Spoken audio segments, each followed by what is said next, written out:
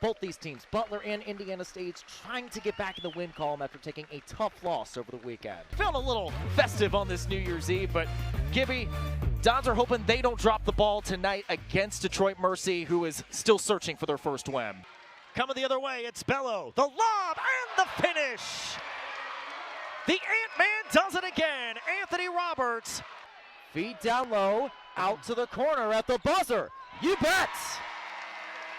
Lily Carmody giving Butler a 2-point lead at the buzzer. Backheel flick. Romero tries to thread the needle. Follow through. It's Anderson again. Here's Gawa McNeil with a cross. Wide open. Traore slots it through. Bouba Traore does it again. Hanash, service into the 18. Gomez tries to get a touch. Another one, and that one goes in the back of the net. It's Jose Angel Luna. Rudd lines it up to left. That one goes down. Manos rounding third. Holopeter rounding third. And they're both going to come on in without any trouble.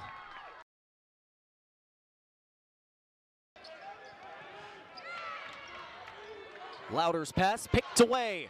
Bello races the other way. And Bello goes coast to coast. First double-digit lead all night for Purdue Fort Wayne. As a matter of fact, you look back on Purdue Fort Wayne's halftime lead, pretty good sign for success the rest of the way. The Dons are 12-1 this season when they lead at halftime. But Kibby, I pointed out that lone loss is to the very team they are facing tonight as Cleveland State answers back with Anaruna. Yeah, hopefully that's not a, that doesn't happen again tonight. For the Mastodons, obviously, that's always been in the back of their mind since that game, right? Kind of feel like they let one slip. Speaking of slipping away, Louder all alone. And Cleveland State has back-to-back buckets.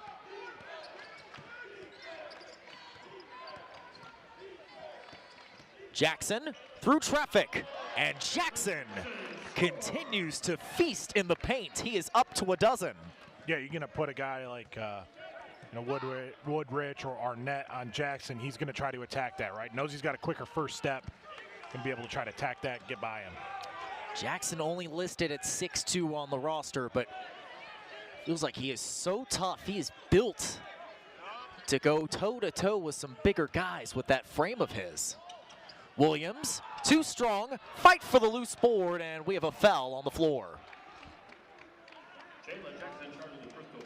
So Jalen Jackson is going to get tacked with a personal. That is his first, and the first team foul for Purdue Fort Wayne this half. Never heard the whistle with the herd behind us screaming and yelling, but there was probably a lot of contact underneath there. That foul was probably the right call to make.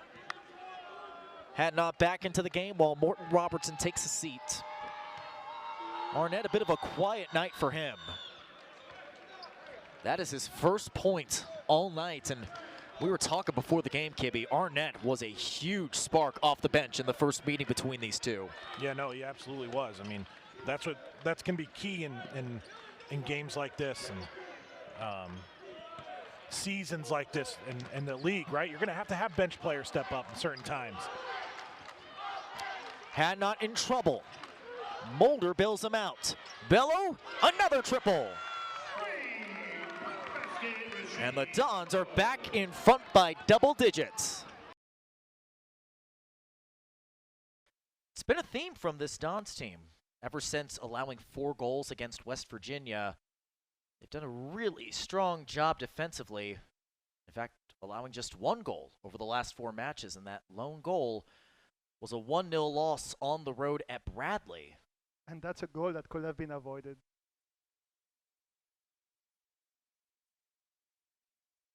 You also have to keep in mind that not only are the Dons putting up clean sheets, they're not even putting up clean attempts on frame.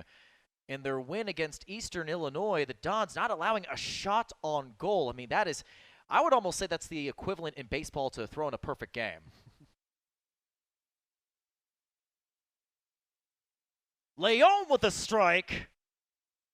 Ibarra tries to dive for it, and the Dons nearly doubling their lead. And again, the combination with Anderson and Leon making the runs in behind.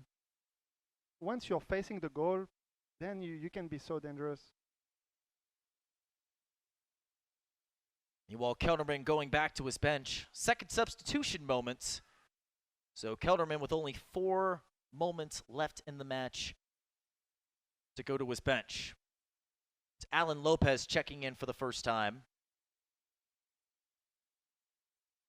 Again, just a reminder, a new rule for men's soccer. No re-entries are allowed in the half. Ancliffe trying to chase this down, and that ball out of bounds, last touched by the Dons. And what a pass from Nick Diana. It was coming from him. A great run from Ancliffe.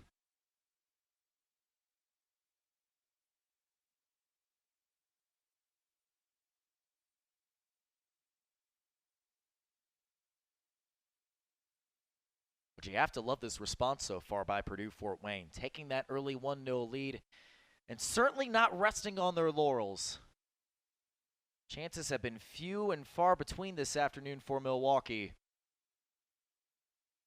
Purdue Fort Wayne is playing well. They're able to possess the ball, to take their time in the build-up. And if you have the ball, that means the other team doesn't have it. That means they are less dangerous. And right now, that's what they are doing. They are just keeping the ball, taking their time, and waiting for the good opportunity.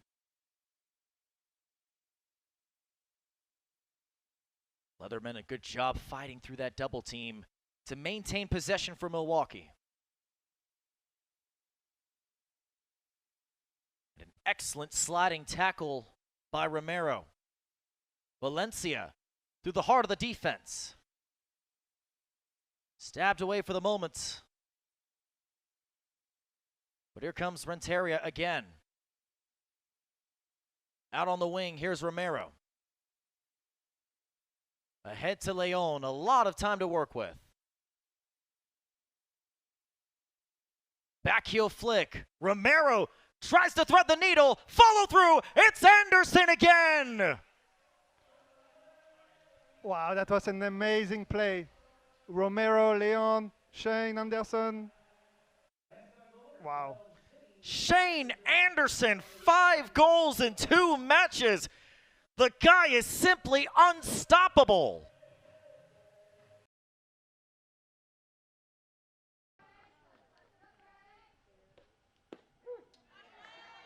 The off-speed pitch, and strike 1 is called.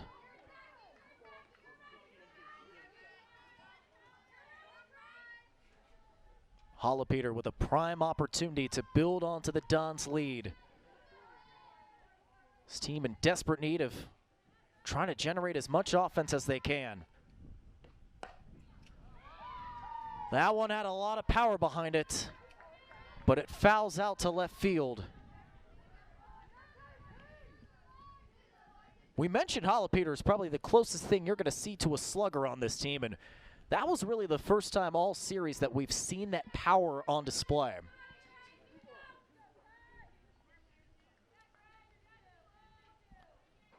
And Tatra with a chance to stop the bleeding.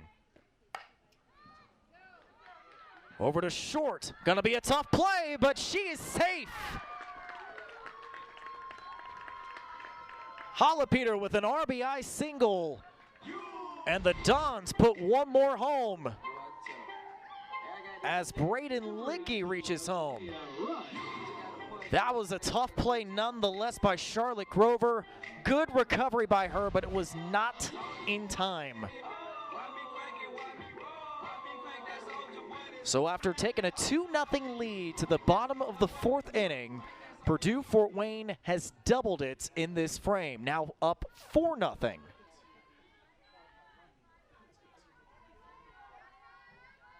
And now Aglaya Rudd tries to add to it. That one's fair. One more comes in. Aglaya Rudd with an RBI single herself as Gwen McMenemy comes on in. And the good times keep on rolling for the Dons in the fourth.